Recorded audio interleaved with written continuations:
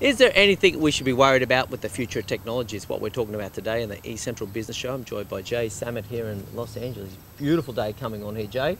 Hey, thanks for coming. Yeah, I wish I was going to stick around a little bit longer, but I have got a plane to catch. Now, this book, Disrupt You, is just an incredible insight. I read it last year, and it's one of those page turners. Just can't help it. And it's so insightful.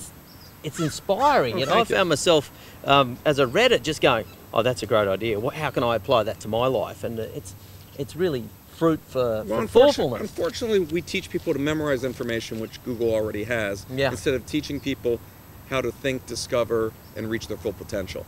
And so my way of paying forward was to sit down with all the most successful people in the world and see how they view the world and see if that can be taught. Yeah. And we're now seeing absolutely can. Yeah, no, absolutely. And so, yeah, fantastic book and a recommended read. Now, let's address that question, though. Is there anything we should be worried about with technology now and into the future? One of the big debates among some of the biggest names out there, Bill Gates, Elon Musk, and others, is the impact of artificial intelligence. We now have machines that not only can think beyond what we can think, we don't know what decisions they're making to come to their conclusion.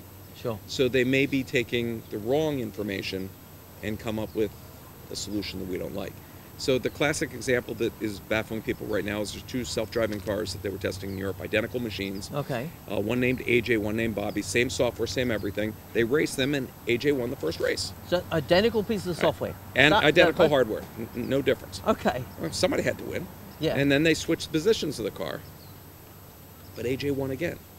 And they tried every variable they could and AJ always won. So what they know is that the software in AJ learned something the first time that Bobby has yet to discover. He's a dumb kid in class. And there's no way that they can go through the code and figure out what it is the system learned. So that worries people when systems can start making life and death decisions. On the other hand, you get cancer, you get a CAT scan, you have a radiologist look at it, and he's maybe seen 2,000 patients in his career and he's making his best educated decision.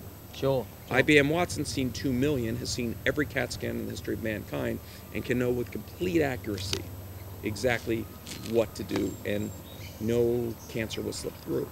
So there's pros and cons of every technology. Everything that man's invented since fire can be used to cook food and keep you warm in the winter, or burn down villages to take over. So it's really how we apply this. But what's amazing is that we have a level playing field.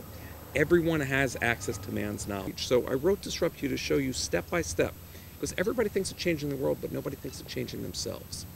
And once you see that you are malleable and you can change the outcome of who you are, changing everything around you becomes easy. Okay, yeah. All right, well, that's very valuable information. Of course, Disrupt You is a book that I read last year and greatly enjoyed it. It's really an incredible read. And Jay, the list of accolades is just too long to list in an 8-minute segment. But I've got one final question for you, Jay, if you've got time for it. Okay, great. And so that's another episode done of the eCentral Business Show. I'm John Nayler. Thank you very much for watching another episode of the eCentral Business Show. What we're doing on the eCentral Business Show is we're bringing you business leaders and the best of the knowledge. We want to bring them on the show and release that content so that that's something that we can share with you by this easy to consume format. So you can follow us across LinkedIn, Facebook, YouTube, Twitter, Google+, or just regularly visit the eCentral.com.au/show website, pick out the best things for you and educate yourself on that premise.